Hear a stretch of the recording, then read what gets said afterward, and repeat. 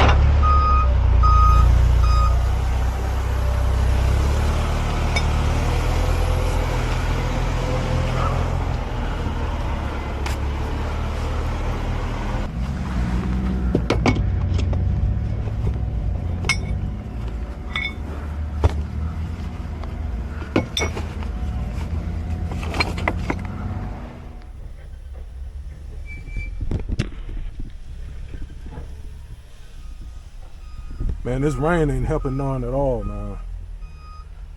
See, I got my towel right there. I was soaked, boy. It hadn't rained in like a week.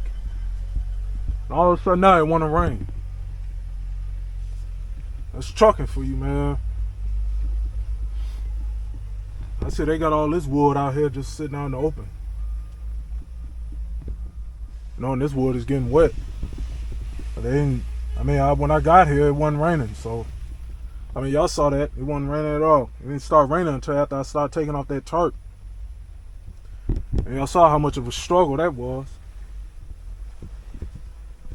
Man, every day is some learning experience out here. But she got one more bundle, I think. And that's it. I'll be up out of here. I gotta change shirts. I just set my ETA, so we're gonna see where they send me next. It's a truck stop not too far from here. I might just pull up in there and wait, or I might just pull up on the side over there, outside where I seen them other trucks parked at.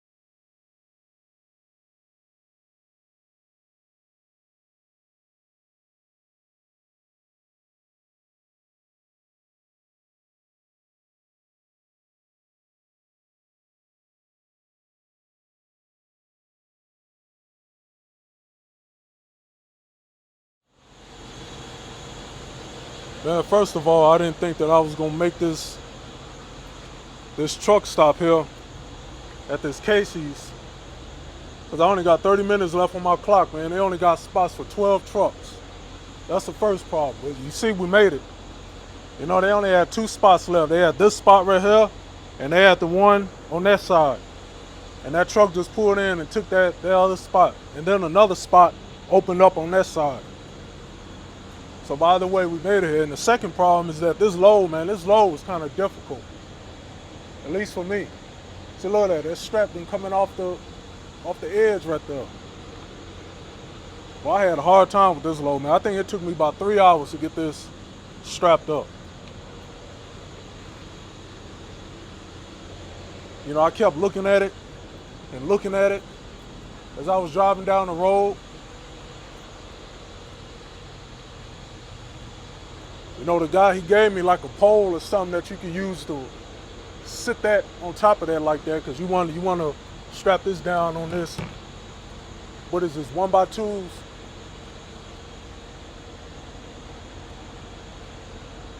Because the way he did it is that he had put these two up there first, all the way down. And I didn't understand what the hell he was talking about. You know, I knew what he wanted me to belly strap, so I belly strapped these right here. And I did the same thing with these. But I didn't understand exactly what he meant, because the way he explained it kind of threw me off. Plus, you know, I'm still new at this flatbed thing. So, but once I got everything situated, that's when I understood what he was talking about. That's why you see some of these are not lined up properly. There might be one on the other side that I didn't use. By the way, we got it in there though.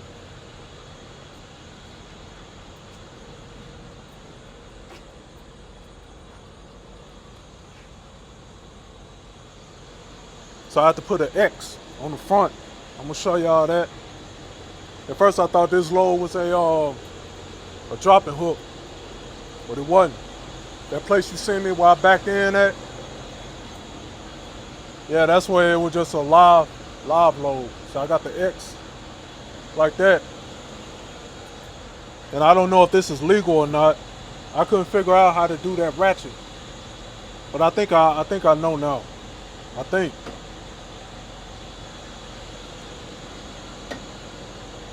I think what I should have did was I should have put that ratchet right here. And then as I tightened it, I think it would have stretched it. I did the same thing on the other side. Well, I mean, it's holding. So next time I'm gonna try that. You know, I don't want to put too much stress on these, because I don't want to damage this. And I don't want to break these straps, because I ran out of these 4-inch. Just so you know, these 4-inch straps, you see these are brand new right here. These 4-inch straps, these can hold 8,000 pounds. And these 2-inch straps, these can hold, what, 4,000 pounds? So I got 12 of these 4-inch, and I only got 4 of them 2-inch. So as you see, I used all of my 4-inch straps.